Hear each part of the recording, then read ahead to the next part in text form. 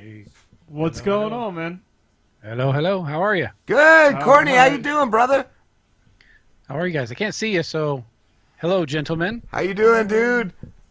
Although I was watching some of your video, and I don't know that gentleman is the right term. I don't either. No, it looked like you guys were having a good time on the Christmas show. Oh yeah, that was a fun one. Which video did you watch? Just the Christmas one. I listened to another one earlier today when I was cleaning the garage. So you guys go 3.5 hours? Four and a half live. We start at 5:30 p.m. and end at 10 o'clock p.m. Okay, you know that YouTube has that little indicator, that retention stat? Yes. Right. Yes, that's why we don't put full shows on YouTube. Yeah, I was going to say, don't look at that. Actually, our videos, though, have gotten longer views. Like, I always watch the analytics on there, and they have been longer views. But, yes, we never put a full show on there. We just do the individual interviews.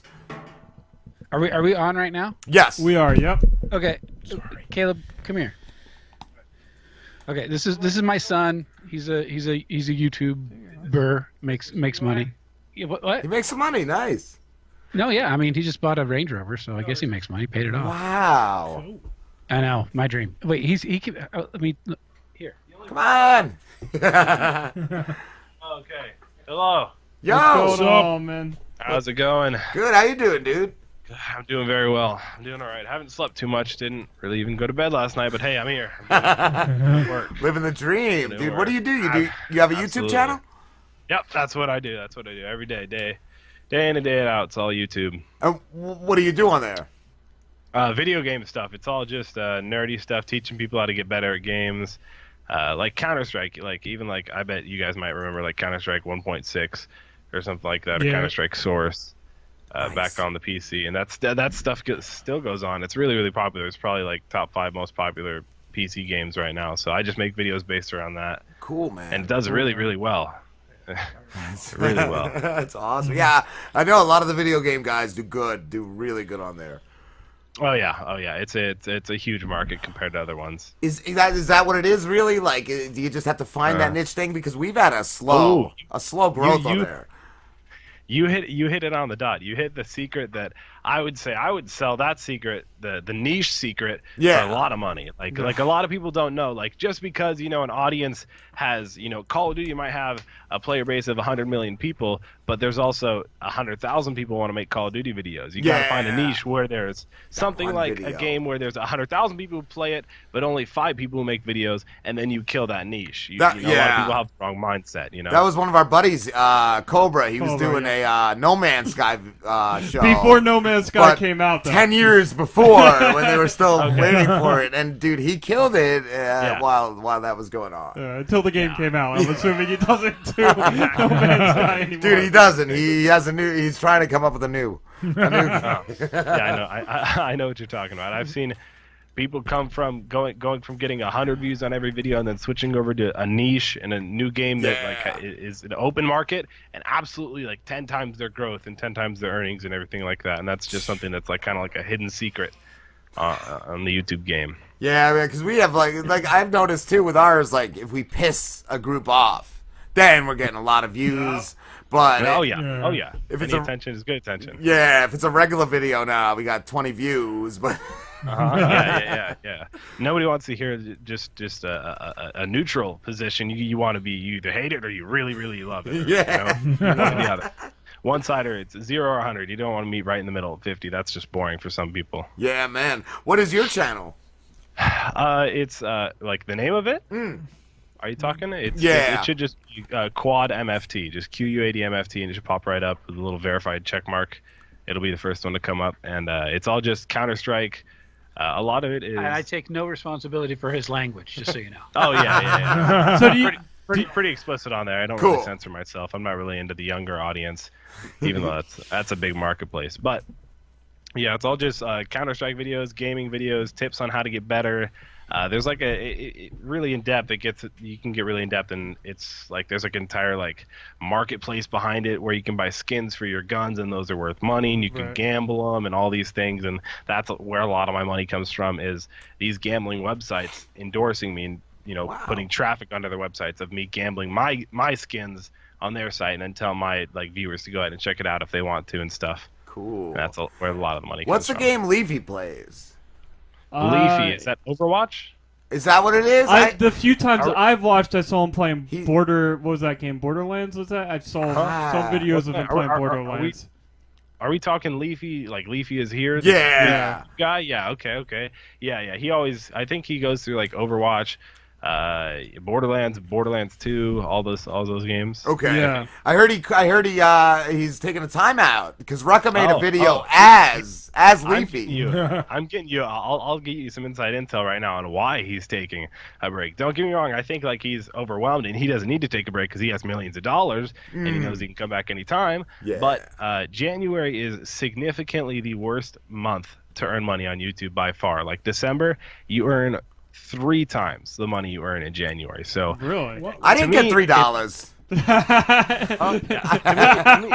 To me, it's a lineup. It's like it was obvious to people on the inside who understand the difference between the money you make in December and January, but to the masses, people really don't know. Yeah. Do you know why that is? Oh yeah, because it's the quarter 4. It's when most companies want to put ads on stuff. Oh, okay. You know. So now, do you do the podcast? You guys, your father does a podcast, right? Is that what it is? Do you do the podcast with him, or? I've yet to do like a solo episode or anything like that with him, really feature on. This is the most I've been on ever, I think. Really? But yeah. I don't know. It seems really fun. It seems like a good time. I'd love to get on with him sometime, talk about what I know. I was curious because you use similar names. He uses Quad too, and you also use yeah. I kind of stole his as the originality.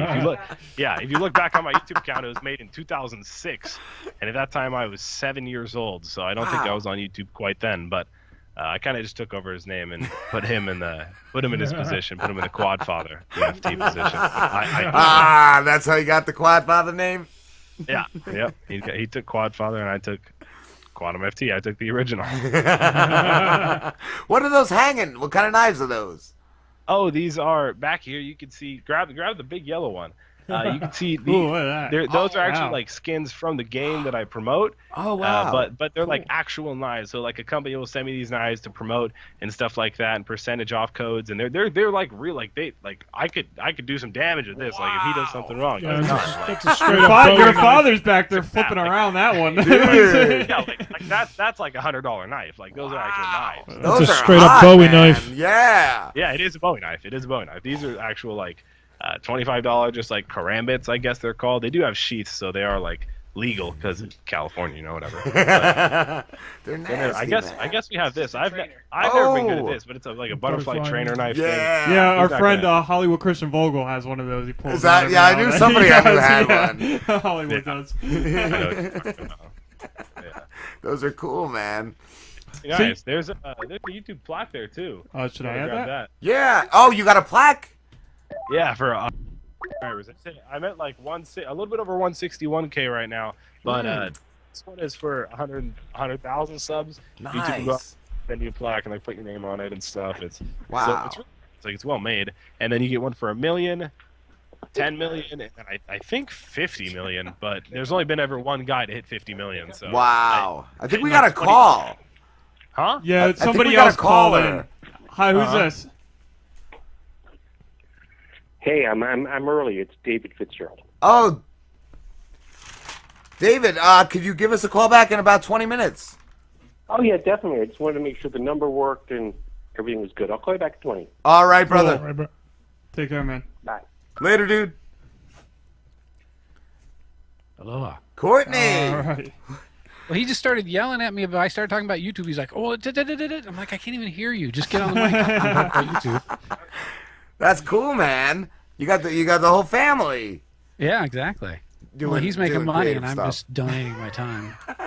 How long have you been doing the Quadcast for, dude? A couple years. 2 years in August is what we celebrated. Wow. Yeah, I saw you had a nice amount of shows, man. And who is your co-host? Is that Swanee? Swanee. Swanee. He lives in Arkansas. I live in California. Oh, so you do it through Skype? Yeah. Oh, yeah. Wow. Yeah. Because it doesn't come across. It comes across like you guys are just in the same room when I listen.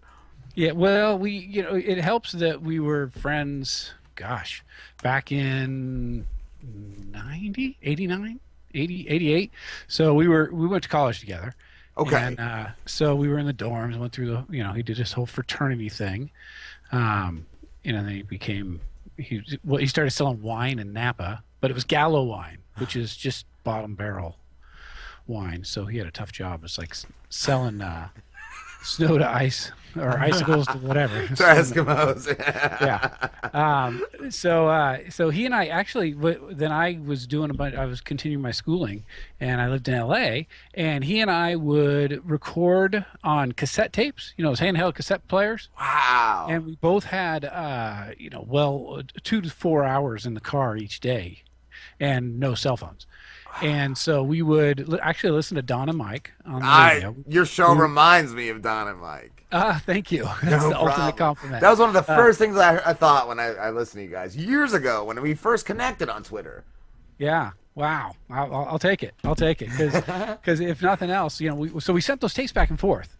And we would talk about Don and Mike, or we would talk about our lives. It was like a Pony Express for voicemails, right? We would just send each other these voicemails, and so we got used to talking to each other, and we got used to kind of playing off each other. And sometimes I just let his go play in my cassette player, and I would record it, and then I would pause him on the cassette player, and I would respond. So it's about as nerdy as it sounds. But you kind of already had the podcast go. I like that. Like that was the beginning, man. Yeah, and then once my kid's been doing this YouTube thing for about 4 years. Only in the past less than a year has it really been paying off at all. But I looked around, and I was going to these video game conventions with him, and I'm like, wait, people are doing podcasts about video. We could do all of that. I have it. It's sitting right here. Why wouldn't I? And then I just had to. I feel bad that it took me probably 2 hours to figure out. Oh, maybe I should call Swanee and he could do it with me, because he should have been the natural choice. But I knew there'd be some technology, so I looked in my hometown here, but didn't to no avail. And we've been going ever since. Once he's got a lot of things going on in his life. He works in brain surgery, so he's in brain surgery every day. Holy shit! And not on himself. I was gonna say we need a lobotomy on our intern. Yeah, exactly. If he can hook us up. It's all right. I did that already. That explains the dentist with the cummy fingers. All right. Yeah, he had a dentist incident. Yeah. Guy got caught doing something he shouldn't have been doing. Yeah, they're trying to fix him. He's still broken.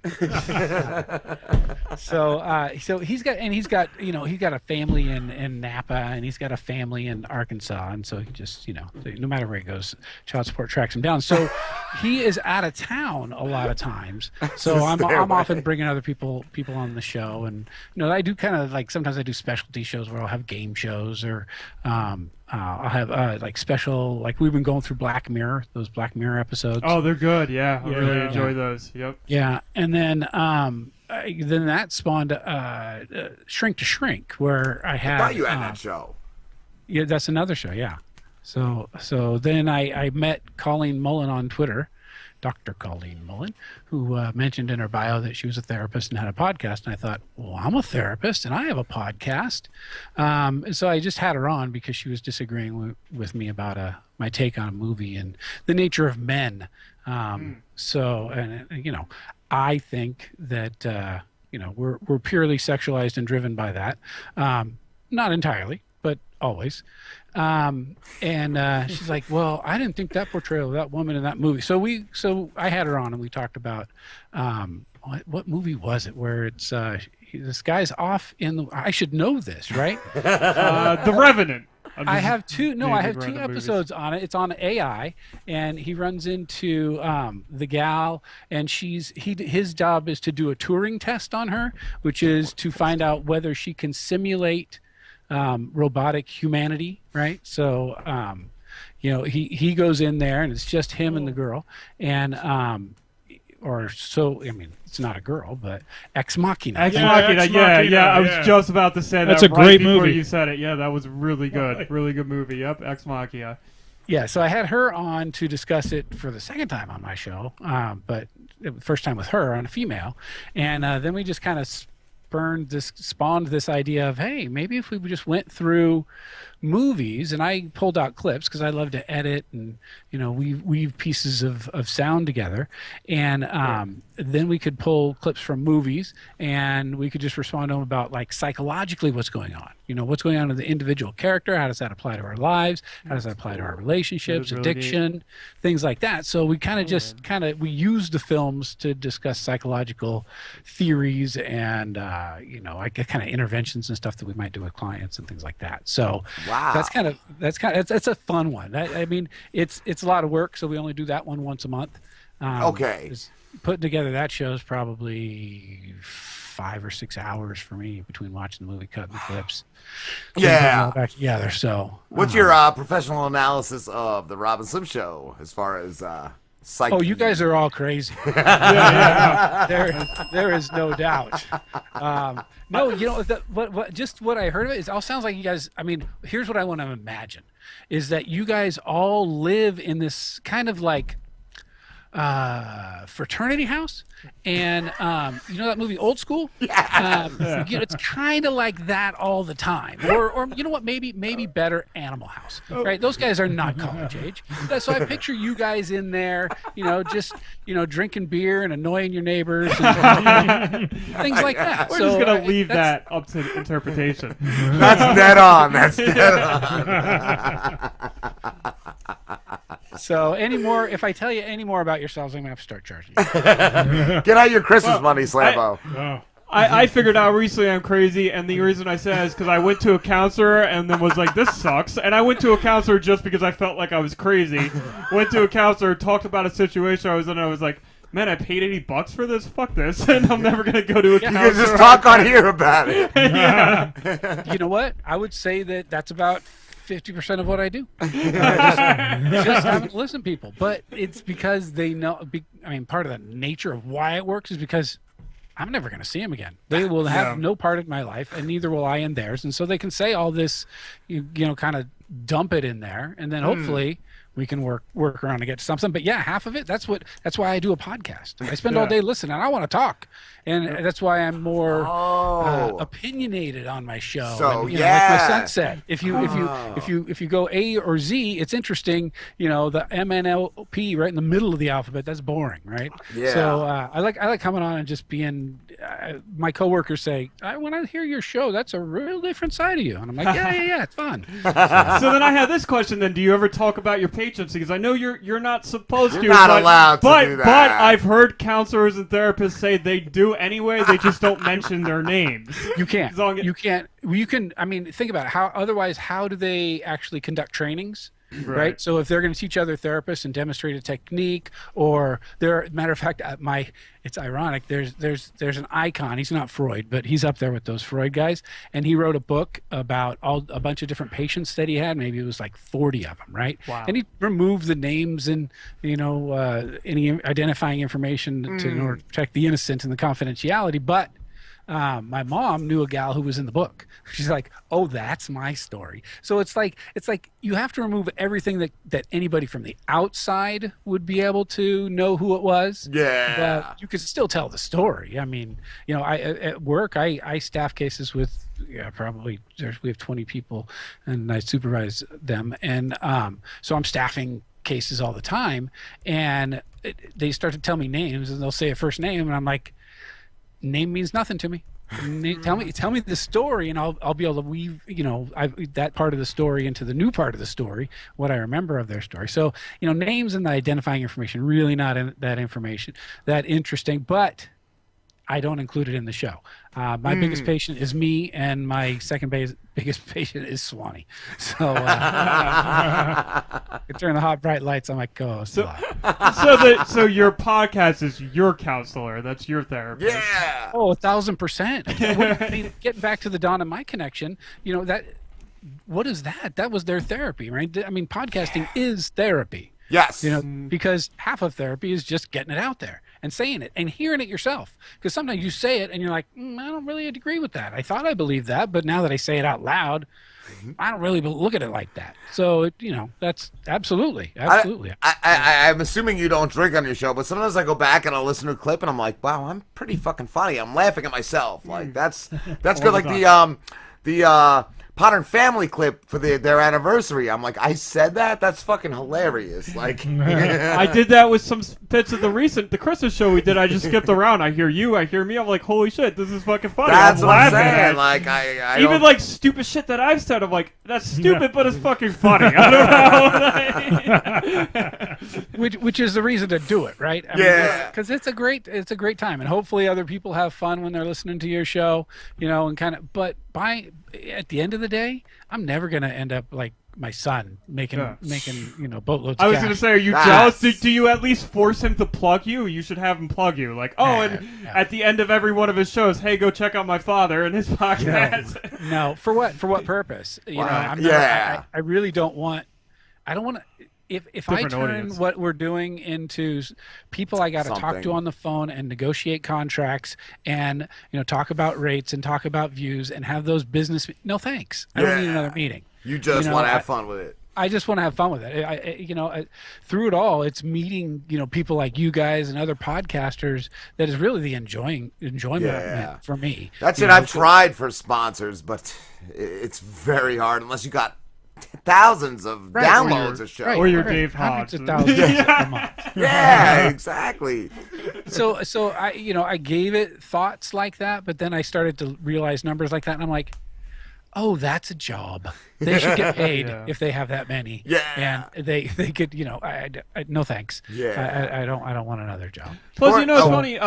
Talking about like your son, how he does like the Counter Strike, and that's all he does on his YouTube channel. When we first started, we talked about like, hey, people get numbers by doing video games, and Rob and I are like, no, that's not what that's boring. That's not what we're gonna do. That's not our thing. Give a shit. Like, we could do that, sure, but it's not going to be fun for us. Maybe we'll get hits. Maybe we'll make a little money off of it, but it's not. It's going to be fucking boring. Yeah, we can't do that. The only body that really, in my mind, and I'm not big into the YouTube, although I've been to several conventions and things like that with him, and I hear him and his friends talk, but the only one who does what you do, I think, and makes money doing it is PKA. They basically do a podcast on YouTube, and just have recently got into iTunes and all the rest of it, because the majority of the people who would watch or listen to a show like mine aren't on YouTube. Yeah, my audience is not on YouTube. Same Just here. like his. So if he could point them to me, and they would come to my show, and they would go, "Well, this is stupid. I don't like this." You don't want that audience. Right. And I did. We used to have a series on his channel called Father Sunday, where we would just kind of do a short version, a compacted version of a podcast, but about interesting topics that affected his world. And then we did a Wisdom Wednesday where kids would write in, and we would, from a father and son angle, answer, I think this girl likes me. Should I ask her out to the prom? There's a lot of simple stuff like that, a lot of girl stuff. So we would answer those, and so I've been on his channel. It's a slippery market, this YouTube. And, it is. Guys who do that, guys who get big playing a video game, if they want to start a vlogging channel or start putting vlogs on their gaming because they have so many people who are fans of them, not just the game, but fans of them, then they start another channel. So, it's because they don't want to pollute that audience. Because if you blend the audience at all, people won't come back every time. So, and that's really what you're looking for, is those consistent numbers and the people who are going to click on whatever it is that you tell them to buy or endorse. Listen, man, we would love to keep going. Yeah, but Courtney. Yeah. We got to wrap this up, dude. Where can everybody find you? At Quadfather MFT on the Twitters. We do have Quadcast Podcast on Facebook. Any of those, the streaming Google Play. We're on Spotify. We're on iHeartRadio, iTunes, all that other stuff. So if you're looking for me, just reach out and I'll tweet back at you. That's how these numbskulls got me. Awesome, brother. Hey, it was great connecting with you. I love being on the show. Awesome. Thanks for having my kid. Man. Yeah. Proud daddy. We got 2 interviews in one. That was great. Yeah. That was awesome. Thank you, dude. Exclusive. All right. Have a great rest of the show in your 4-hour club. Later, dude. Have a good one.